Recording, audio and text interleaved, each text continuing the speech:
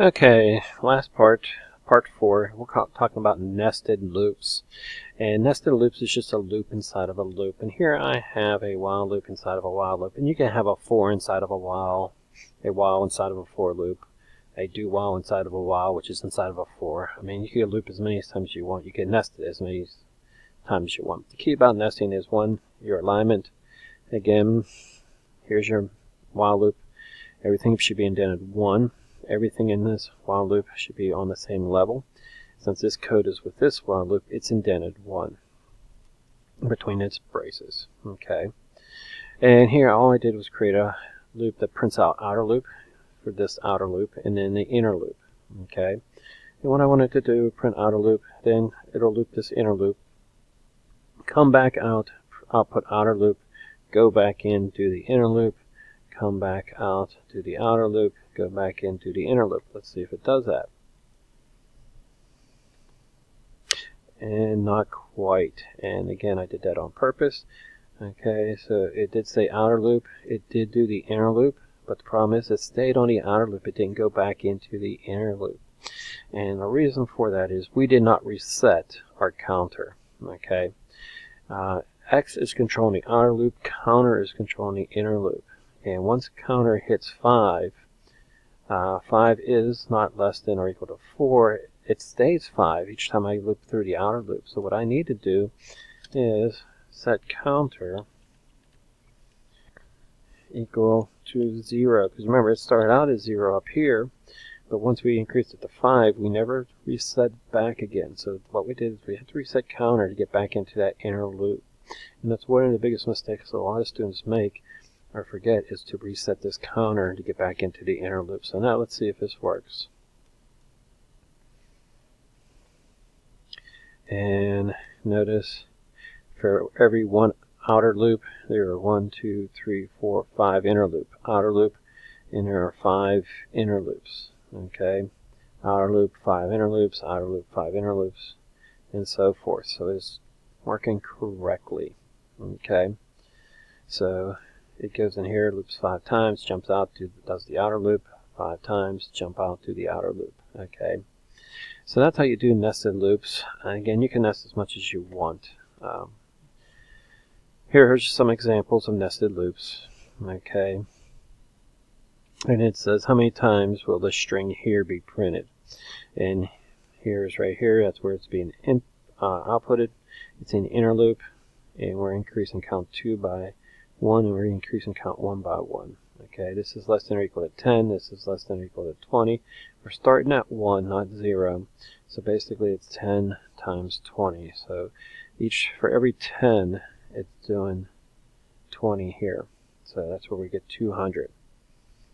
Okay. For the next slide here, we have loop contains another loop in its body. Here's an example. Here we have 2 for loops, and it's very similar to what I just did with while loops. We have an outer loop and inner loop. Okay, again, it's very important to indent. Notice we did not need to begin and end for this inner loop because it's only one line of code. If it's only one line of code, you do not need to begin and end. Okay. The for loop, since we did this int y equals 0, since this here would loop, once it jumps back out and we come back in, y goes back to being 0 because we're coming in from the top again. Okay. Another problem kids have, or students have, is with infinite loop. Okay. So something like this may cause an error. Notice we didn't use braces. We considered these two to be in with the while loop, but somebody forgot to use the braces. And all this does is keeps outputting inner value, inner value, inner value. And this here never allows them to input a value. Okay. And this causes a output error. Error can also cause an overflow error. Okay, because maybe you have an integer that keeps increasing by 1 and it gets so big that the integer can't hold that number. That's called an overflow error. So if you get an overflow error, most likely you're stuck in an infinite loop. Or if you look at your screen and nothing's happening and it looks like your computer screen is frozen, most likely you're stuck in an infinite loop. Okay. So here's another example of infinite loop. 5 never becomes, or x never becomes bigger than 5. X will always, because we need to increase x somewhere in this loop, or we didn't. Okay. It's a common logical error. Everybody makes it sooner or later. Control C. This will continue until you hit Control C. Hit Control C should drop you out of that loop. If not, you're going to have to X out of it and get back into it. Or an overflow error occurs. So if I'm counting and count is an integer and it gets either too small or too big, then count can hold, and it'll crash. Okay. We talked about counters, accumulators, and sentinel values. Okay, again, sentinel values, also known as flags. Just some type of value that stops the loop. Okay, or lets the person know something happened inside of a loop. Sometimes we put an if statement inside of a loop, and it sets a flag. And usually, flag set to true or false. And when it hits that if statement, it's set to true. At least we know that if statement went off by setting that variable, because we could check that variable after we get out of that loop to see if it is true or false. Again, be careful not to add sentinel values to the accumulator. Okay, again, counter, usually count by 1 90% of the time. You could count by 2, count by 5. You can count up, you can count down. So there's no rules on how many you have to count by. And again, accumulator, again, a sum here, we keep going ahead and adding sum of grades right here. So that's the accumulator. Again, be careful on this one, because again, since this is a do while loop, we're checking for 999, and 999 will be added to the sum. So this one should have an if statement in it, okay? Because they're adding the sentinel value inside the sum of grades.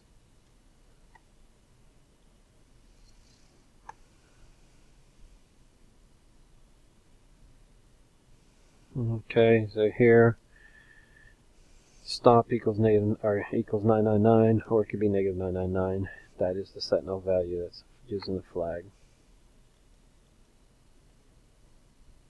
There are a way of breaking out of loops. I'm going to show you this, but try to avoid this as much as possible.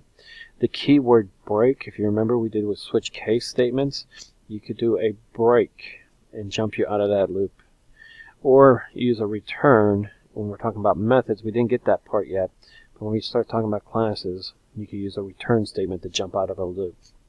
Again, when working with loops, these conditions here should break you out of the loop. Okay. If it's necessary, I highly recommend against doing this. But some kids will try doing it because they're just being lazy, I guess. Let's say if counter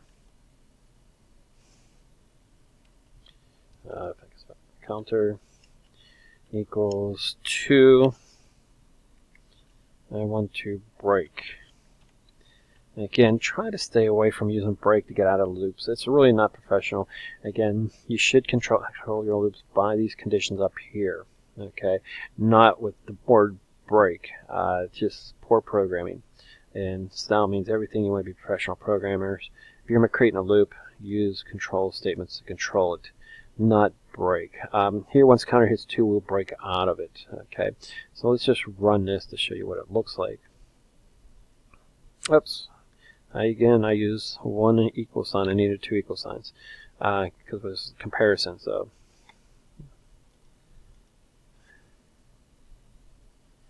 and if you notice, outer loop, once it hit 2, it breaks out. So it jumps out before it hits 4. And again, I would not recommend it. I would highly advise not doing that. I mean, there might be an extreme case where you have to do it. If you have to do it, try to maybe rewrite your code so this would work. Not using break. I just want to show you that it does break you out. Now notice it breaks you out of the inner loop and put you back in the outer loop only. It doesn't break you out of both loops. So since this break is inside the inner loop, it only breaks you out of the inner loop you still have to go through the outer loop. Notice it goes back through the outer loop and restarts again. Okay, and then breaks out again. So again, try to avoid using brakes. I do not recommend using it, and I really don't condone it. Okay. You can, if you're having problems with loops, use debug. Use PrintLine to debug your program. Maybe you want to know what the values are, so go ahead and output the values, okay, to see what they are, okay, because maybe they're counting up too high or too low. So use a PrintLine. Use comments. If you think if this statement's causing you a problem, comment it out. And again, if you're tracing variables, get used to doing it this way, especially come test time. AP test, I highly recommend that you make a chart of all your memory location. We have num1, num2, and output. And notice these are set to 0, so we go 0, 0. And then we go ahead and, as we run through this, we go ahead and fill in our chart of our memory locations. That allows you to see what's going on. Highly recommend using charts, especially if you're kind of coming up with the right answer. Use a table. I'll tell you to sit down with a piece of paper and table it out to see what actually is happening, see what the memory locations are. So either use system.print to figure out what your memory locations are. Maybe you're looping too many times or not enough, or use a table. Okay, a table, you can actually see what's going on, and then you can go back and make changes. Okay, if you're just staring at it and hope something hits you upside the head that you're going to see what's wrong with it, you might be there staring at it for a while. So again, when you're not getting the appropriate output, create a table of all your memory locations and step through the loop by hand. Okay, or again, use system.out printlines. Okay. Hopefully this ends our topics with loops. If you have any questions, again, see me. Again, YouTube, Google's good friends. Use those to get extra information. And see a classmate, partner to ask for help. Okay. Have a nice day. Enjoy programming.